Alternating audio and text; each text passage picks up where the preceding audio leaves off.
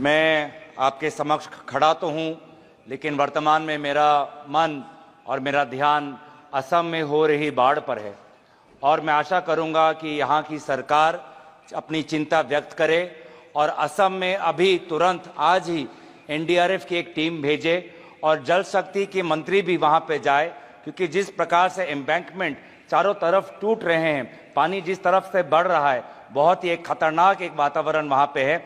आप भी बिहार और यूपी में देखते हैं कि कितना बाढ़ के और कटाव से लोगों को कितनी परेशानी होती है और इसीलिए मैं चाहता हूं कि यहाँ की सरकार असम में होती हुई बाढ़ के प्रति अपनी चिंता व्यक्त करते हुए आज ही एक एनडीआरएफ की टीम भेजे और जल शक्ति मंत्री तुरंत वहां पे जाए।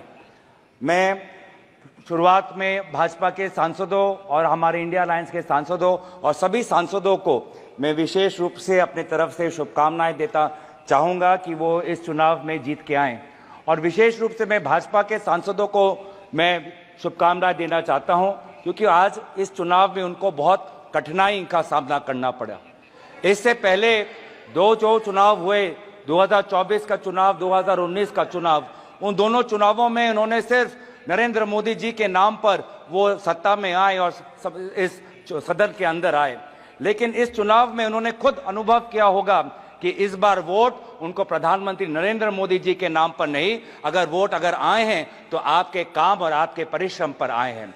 आपसे भी कई सांसद ऐसे आए हैं जो घिस के आए हैं, 30,000 वोट से आए हैं, 5,000 वोट से आए हैं। आप अपने बल पे आए हैं, किसी प्रधानमंत्री के नाम पर नहीं, आप अपने बल पे आए हैं और इसीलिए मैं आपको शुभकामनाएं मैं देना चाहूंगा और याद दिलाना चाहूंगा कि भारत की आवाम इस वोट से ये कहना चाहती है कि वो इंसान जो खुद को भगवान समझता है वो भगवान नहीं, सिर्फ इंसान है।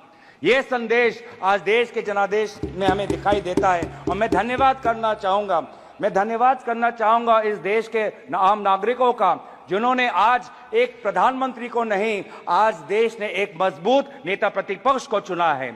आज देश ने एक सत्ता को नहीं, आज देश ने एक मजबूत विपक्ष को चुना है और इसीलिए मैं देश के लोगों का आभार प्रकट करता हूं और देश के लोगों को आपके जरिए ये मैं संदेश देना चाहता हूं कि आपके होते हुए हम ये संघर्ष जारी रखेंगे। लोकतंत्र को बचाने का संघर्ष, संविधान को बचाने का संघर्ष, पिछले दलित वंचित अल्पसंख्यकों का संवैधानिक अधिकार बनाने का जो संकल्प हमने लिया है, हमने ये मुहिम छेड़ी है, ये मुहिम पे हम ये चढ़ते जाएंगे, इस रास्ते पे हम चलते जाएंगे। हम आवाज बन के रहेंगे उन देशवासियों की जिनकी समस्या ना आज इस सदन में व्यक्त होती है, ना अखबारों में व्यक्त होती है।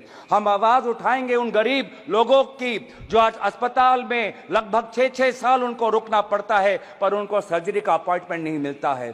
हम आवाज उठाएंगे वो सड़क पे सोते हुए युवाओं की, लोगों की, जिन पर एक अमीर बाप का गाड़ी का बेटे का गाड़ी रेंजते हुए उनको मार देता है और फिर वो बेटा बाद में बेल पर निकल जाता है और उन जो लोग जो सड़क पे सोते हैं आज उनके बारे में कोई नहीं सोचता।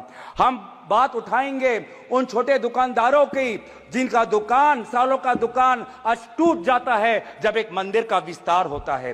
हम बात उठाएंगे उन बेरोजगार युवाओं की जो आज वीजा भटक के संघर्ष में आज वो कभी पनामा के रूट से अमेरिका में जाते हैं, कभी कनाडा जाते हैं, कभी यूरोप जाते हैं, कभी मिडिल ईस्ट जाते हैं। आज यूपी, हरियाणा, पंजाब, गुजरात का युवा आज उसको देश के अंदर नहीं, अगर रोजगार मिलता है तो विदेश में मिलता है। हम उनकी आवाज उठाएंगे। हम आवाज उठाएंगे उन बच्चों की जो आज रो रहे हैं, सालों की मेहनत आज उनका व्यर्थ हो गया है जब नीट का ये पेपर लीक हो गया है। हम बात उठाएंगे उन जवानों की जो आज जम्मू में जिनकी आज शहादत हुई है। हम बात उठाएंगे उन ऑनेस्ट टैक्स पेयर्स की जिनका पैसा आज हम देख रहे हैं कि कहीं बिहार पर पुल गिर जाने पर उनका टैक्स पेयर का पैसा व्यर्थ होता है, तो कहीं एयरपोर्ट का टर्मिनल लीक होने पर उनका टैक्स पेयर का पैसा व्यर्थ होता है। पर हमें यह भी पता है कि प्रधानमंत्री मोदी जी अपना रवैया नहीं बदलेंगे। प्रधानमंत्री मोदी जी के पास दो ही अस्त्र है, एक भय है और भ्रम है। भय वो दिखाते हैं इनकम टैक्स, ईडी और सीबीआई के साथ, लेकिन देशवासियों ने इस बार कह दिया है कि हम इनकम टैक्स, ईडी और सीबीआई से डरते नहीं हैं। और दूसरा जो उनका अस्त्र है वो भ्रम का। वो हमने प्रचार में भी देखा, बांसवाड़ा में उन्होंने क्या कहा, बांसकाठा में उन्होंने क्या कहा, और जिस प्रकार से प्रधानमंत्री मोदी जी के भ्रम को देशवासियों ने लोकसभा चुनाव में नकारा, उसी तरीके से आज भी आप राहुल गांधी जी के भाषण पर जो भ्रम फैलाने का कोशिश कर रहे हैं, उस कोशिश को भी देशवासी नकारेंगे। इसीलिए मैं देशवासियों के प्रति मैं बहुत आभार प्रकट करता हूं, क्योंकि देश बदल चुका है, सदन बदल चुका है। आज आप देख रहे हैं कि जब विपक्ष जब अपनी बात उठता है तो प्रधानमंत्री को भी, कैबिनेट को भी अध्यक्ष महोदय से संरक्षण मांगना होता है। मैंने ऐसा नजारा पिछले 10 साल में नहीं देखा कि नेता प्रतिपक्ष बोल रहा है, विपक्ष बोल रहा है और गृह मंत्री उठ के बोल रहे हैं कि हमें संरक्षण दो, हमें संरक्षण दो, हमें संरक्षण दो। ये है ताकत लोकतंत्र की, जहां पे सत्ता पक्ष हो, जहां पे विपक्ष हो। अगर आपके पास सत्ता है, इसका मतलब ये नहीं कि आप सही हो। अगर हम विपक्ष में हैं, इसका मतलब हम गलत है, ये इसका मतलब नहीं है। सत्ता पक्ष और विपक्ष लोगों की दो राय रखता है और फिर जनता जनार्दन निर्धारित करती है कि वो किसको राय को स्वीकारता है, चाहे वो सत्ता हो का विपक्ष को। और इसीलिए आज में देश बदल चुका है उत्तर पूर्वांचल से, जहां से आज मणिपुर के 2 सांसद हम जीत के आए हैं। नागालैंड में हम पिछले बार जब कांग्रेस पार्टी जीती थी तो वो 1996 में थी, अब आज दोबारा हम 2024 में जीत के आए हैं। मेघालय में इनके जो टूरा लोकसभा सीट हम जीत के आए हैं, वो पिछला सीट हम 1996-98 में हम जीते थे, आज दोबारा वो टूरा लोकसभा सीट हम जीत के आए हैं। आज एनडीए को उत्तर पूर्वांचल के लोगों ने नकारा है। मणिपुर में दोनों सीट हारे हैं, नागालैंड में 1 सीट हारे हैं, मेघालय में ये दोनों सीट हारे हैं। मैं धन्यवाद करना चाहता हूं आपके द्वारा जोरहाट के लोगों को, जिन्होंने एक मुख्यमंत्री को हराया, और मैं धन्यवाद करना चाहता हूं धुबरी के लोगों को, जिन्होंने एक सांप्रदायिक शक्ति को 10 लाख वोटों से हराकर एक संदेश दिया है कि चाहे वो अल्पसंख्यक हो, लेकिन कोई भी व्यक्ति अपने आप को धार्मिक गुरु भी कहता हो, लेकिन धर्म के नाम पर अगर समाज को बांटता है तो प्रजा उसके साथ नहीं होगी। तो मैं धन्यवाद करना चाहूंगा। और ये बदलाव लाने के लिए वे सारे जो समाज के विभिन्न वर्ग हैं, मैं सभी का आभार प्रकट करता हूं। वे हजारों लोग जो राहुल गांधी जी के साथ भारत जोड़ो न्याय यात्रा पे चले, मैं उनका धन्यवाद करना चाहता हूं। मैं उन पत्रकारों का धन्यवाद करना चाहता हूं जिन्होंने निष्पक्षता से अपने पत्रकारी का जो उन्होंने जिम्मेवार उन्होंने उठाया। आज एक संदेश गया उन पत्रकारों को जिनको हौले हौले प्रधानमंत्री मोदी जी से प्यार है। एक संदेश गया उन पत्रकारों को जो कहते हैं कि ये तो सिर्फ फॉर्मेलिटी है, कि अपनी पत्रकारिता पर ध्यान दे, नहीं तो लोग आपको देखना बंद कर देंगे। मैं आज युवाओं को मैं आभार प्रकट करना चाहता हूं, क्योंकि उन्होंने व्हाट्सएप का इस्तेमाल नहीं किया, उन्होंने अपना विवेक का इस्तेमाल किया।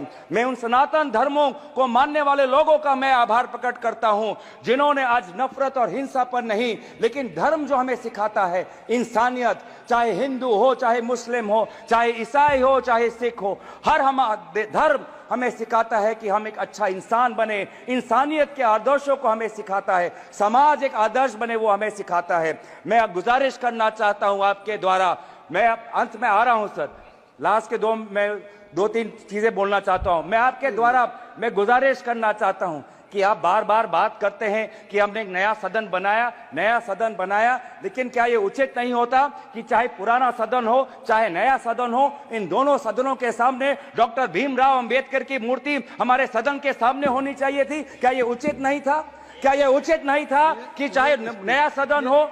ये स्पीकर का प्रीमाइसेज होता है। मैं गुजारिश कर रहा हूं, मैं आपसे गुजारिश कर रहा हूं, मैं अपनी व्यथा गुजारिश कर रहा हूं। मैं स्पीकर महोदय को आपके द्वारा गुजारिश कर रहा हूं कि पहले के तरह सदन के सामने आदरणीय राष्ट्रपिता महात्मा गांधी जी के मूर्ति को रखिए, और पहले के तरह डॉक्टर भीमराव अंबेडकर के मूर्ति को मैं गुजारिश कर रहा हूं। मैं स्पीकर के निर्णय का सम्मान करते हुए उनके मैं गुजारिश कर रहा हूं कि हमारी भी बात सुने, हमारी भी जो मैं चेयर पे हूं, तो अगर आपने स्पीकर से गुजारिश की तो सुन लीजिए। आपने कहा कि बाबा भीमराव अंबेडकर की एक मूर्ति यहाँ जो स्थापित होनी चाहिए। आपको भी निमंत्रण गया होगा। इस पार्लियामेंट में पहली बार सारे महापुरुषों का, बाबा भीमराव अंबेडकर से लेकर के महाराणा प्रताप से लेकर के, एक बड़ी वीथिका बनाई गई है उसी संविधान भवन के साथ, और जिसका उद्घाटन हुआ पिछले दिनों। शायद आप जाएंगे तो आपको लगेगा कि एक पार्लियामेंट के अंदर एक ऐसी चीज हो गई कि कोई भी बाहर का डेलीगेशंस या हमारे खुद मेंबर ऑफ पार्लियामेंट या बाहर के लोग आएंगे तो उनको इस संविधान भवन, इस पार्लियामेंट के साथ साथ अपने देश के महापुरुषों को एक साथ सारी प्रतिमाओं को ढंग से रख करके पार्क बनाया गया है। धन्यवाद। अध्यक्ष, सभापति महोदय, मैं बस गुजारिश कर रहा हूं, आप हमारी भी बात रखने, आप सुनिए कि सदन के सामने अगर प्रेरणा स्थल बनाना भी हो तो सदन के सामने जहां पे उनका स्थान है, जहां पे उनके इतने सालों से जब डॉक्टर भीमराव अंबेडकर के मूर्ति को स्थापन करने के लिए एक पूरे देश में एक आंदोलन हुआ था, उस स्थान को एक वजह के से चुना गया था कि वो सदन के सामने हो। क्या ये उचित नहीं है? क्या ये हमारे गरिमा के अनुसार नहीं होना चाहिए कि सदन के सामने जिस हमारे भारतीय संविधान के निर्माता डॉक्टर भीमराव अंबेडकर और महात्मा गांधी जी हमारे सदन के सामने हो? तो मैं दोबारा आपसे गुजारिश करता हूं, हाथ जोड़ के मैं विनम्र आपसे अनुरोध करता हूं कि आप ये दोनों महापुरुषों के मूर्तियों को आप सदन में रखें और अंत में समाप्त करें। अंत में अगर समाप्त करें, अंत में बस आ रहा हूं, अंत में जो हमने एक मांग रखी कि नीट को लेके एक चर्चा हो, शिक्षा विभाग को लेके आज एक बहुत एक असमंजस नेता प्रतिपक्ष ने नीट पर लेके एक चर्चा हो, उस चर्चे पे एक आप अमल करें। और बस आखिरी मांग कि आज जो आदरणीय शिक्षा मंत्री है उन्होंने अपनी जिम्मेवारी 2021 में ली, 2021 में अपनी जिम्मेवारी लेने के पश्चात आज इतने सारे पेपर लीक हुए, उनको शिक्षा मंत्री एक और दिन होने का। श्री इंदिरा, आपने चर्चा की मांग की, बस श्री इंदिरा